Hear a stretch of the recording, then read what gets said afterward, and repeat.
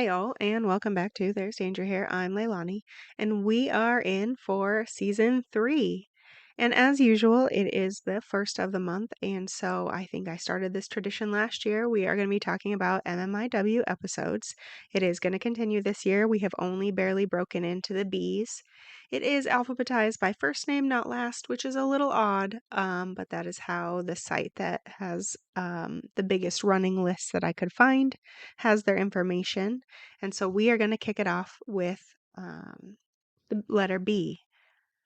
So first, Barbara Keim was from the Ojibwe community of Ontario's Admontung First Nation and spent time in Thunder Bay. On June 7, 1980, she got married to Bruce Keim and relocated with her 2 children to Norway House Cree Nation in northern Manitoba. Then, on June 7, 1981, after 1 year of marriage, the 21-year-old Barbara was brutally beaten to death. Allegedly, she died in the arms of her husband. Though I could find little information about this case, and it all kind of conflicts with itself if you start reading into it.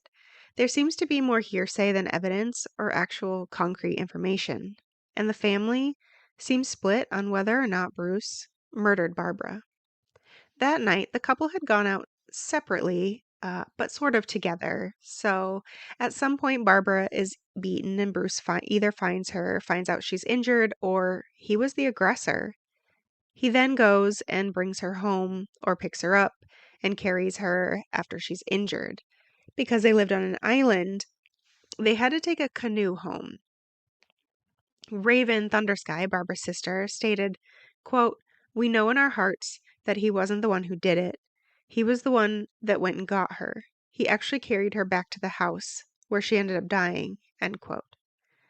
About Barbara, Raven said, quote, "She was very gentle. My sister was not aggressive at all, nor was she confrontational. She had a very good heart. She was happy to be married. She would sing along to the radio. She had a beautiful voice," end quote. As per the standard, unfortunately, especially of the time, it seems like the investigation was lacking. The Norway House RCMP did charge Bruce with her murder and was held for a while. He was charged with second-degree murder and eventually allowed to be released on bail, however.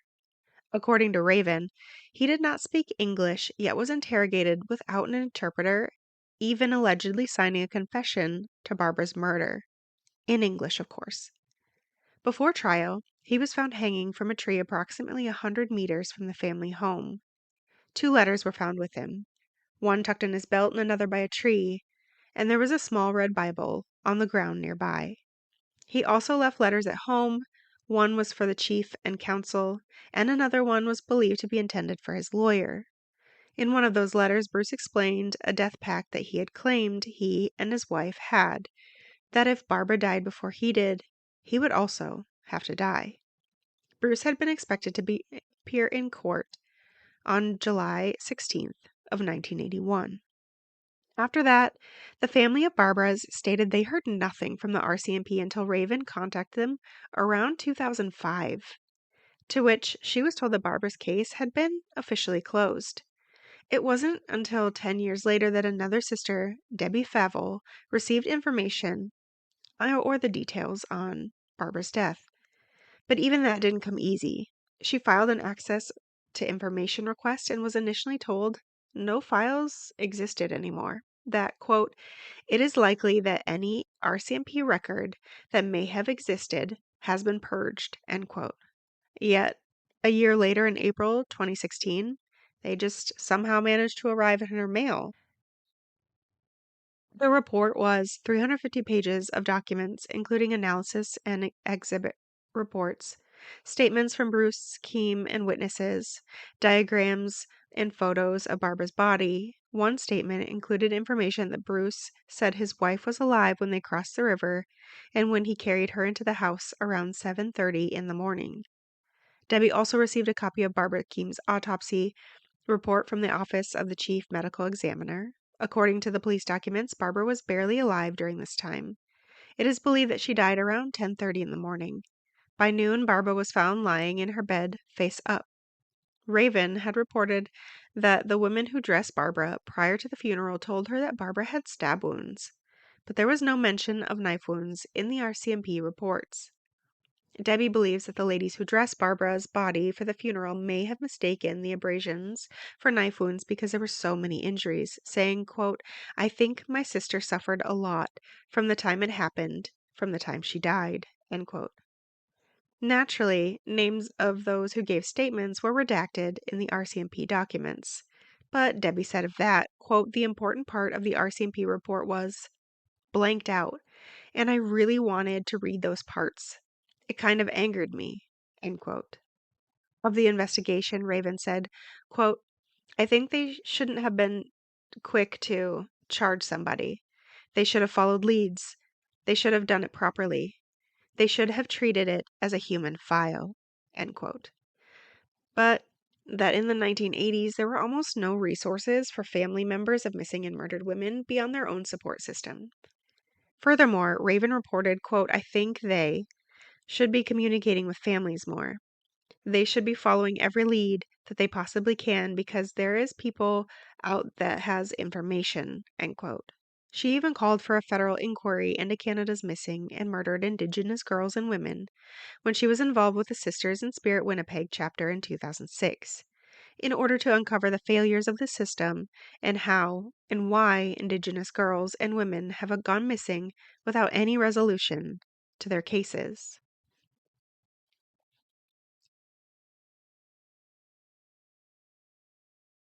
Barbara Shebwaikisik, again, I'm sorry if I don't say that correctly, names are really hard, was from the Abmetong First Nation in northern Ontario.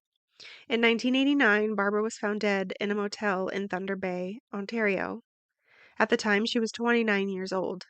A cousin of hers, Barbara Agnes, echoes her distrust in the RCMP, as is often noted in these situations, stating, quote, "I don't think there was much of an investigation," end quote.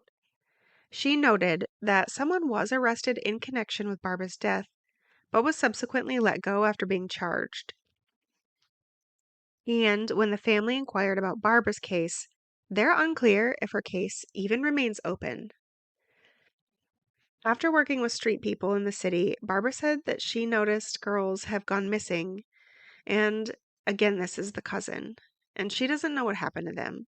She too would like to see a federal inquiry into Canada's missing and murdered Indigenous girls and women, reporting, quote, "There's a lot of women missing. I think there's probably more out there that aren't listed," end quote. And really, that's all the information I could find about this Barbara's case. It did say that there was potentially a brain hemorrhage, but that could have resulted from many, many things. And I couldn't find out, any more about how she grew up or who she was or why she was in the hotel. There was just nothing on her case. Beatrice Adam. Beatrice Adam was originally from Fond du Lac, Deniskoen First Nations, located in northern Saskatchewan, Canada. For a while, she lived in Yellowknife, Uranium City, and La Ronge, Saskatchewan, before moving to Prince Albert, Saskatchewan. Beatrice had been married and had 3 sons, but she unfortunately suffered from a drug addiction. Again, it's hard to find information on her actual life to be able to give context of who Beatrice was. I did get to read one source in which the father, Alan Adams, stated, quote, "She took French immersion. She took music. She was really smart, and she really climatized to the Denning ways," end quote. Beatrice had a good life in her younger years, according to him, and was a good singer, that she loved the outdoor camping with family and was just an all-around wonderful person. In around 2009, Beatrice reportedly increasingly struggled with drugs. Alan says she got addicted to Oxycontin. Alan reported her repeated attempts to break the addiction cycle failed, and he would like to see treatment centers in Saskatchewan specifically for prescription drug addiction. Alan further stated, quote, "We learn we have to wake up to what the real problems are in society and the free willingness of professionals who are supposed to be taking care of us setting us up for addictions," end quote. It also sounds like this is around the time she may have lost her husband and children. But it really was unclear if they actually divorced or if the couple simply were separated because of these issues. However, on October 8th, 2014, the then 36-year-old Beatrice and her boyfriend, Timothy Charlotter, were seen on a train bridge in Prince Albert. Unfortunately, 4 days later, Beatrice's body was found in the North Saskatchewan River. The chief coroner's office declared her death was caused by drowning. Beatrice had bruising scattered throughout her body and face, as well as broken ribs.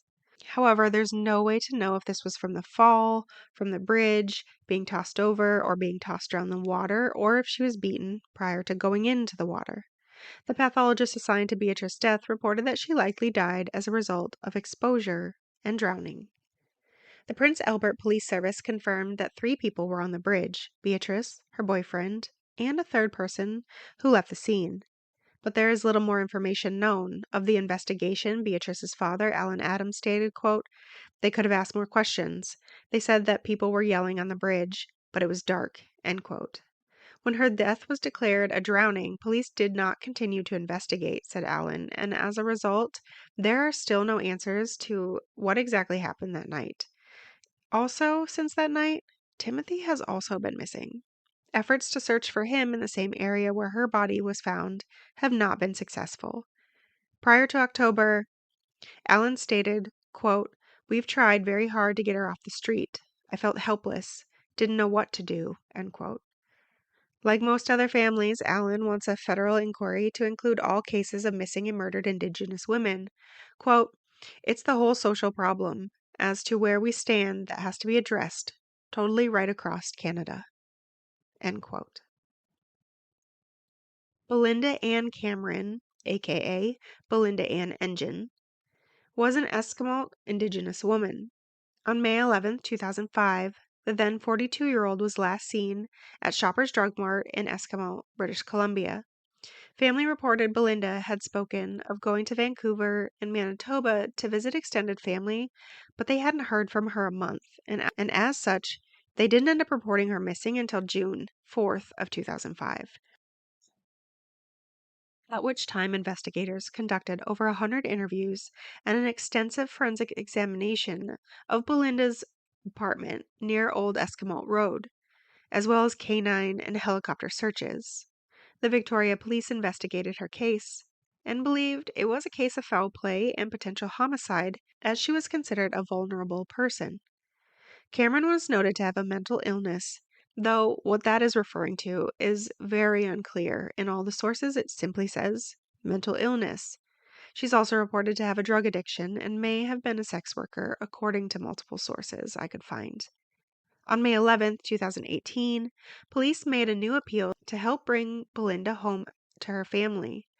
And again, that's unfortunately all the information I have on her case as well. Next is Belinda Williams. Belinda Williams was last seen on July 1st, 1976, in Mission, British Columbia. At the time of her disappearance, the 24-year-old was between 5'1" and 5'2" and weighed approximately 117 pounds. She had black hair and brown eyes, and a tattoo of the letter B on the webbing of her right hand. Other distinguishing features included a scar below one of her eyes and on her right arm, as well as a crooked right little finger. From 1976 until February 2004, the local tribal police in Mount Currie, British Columbia, managed the case. It was then, in 2004, that they handed the case over to the RCMP and she was officially reported as a missing person. Yeah, you heard that right. So between 1976 and 2004, she was not in the system as a missing persons. According to the family, Belinda wasn't reported until then because law enforcement would not take a missing persons report. And unfortunately, that is the very little information I have on this case. And that's the last one I think we're going to get into today. Remember, to all those out there listening, be careful. It's a dangerous world we live in.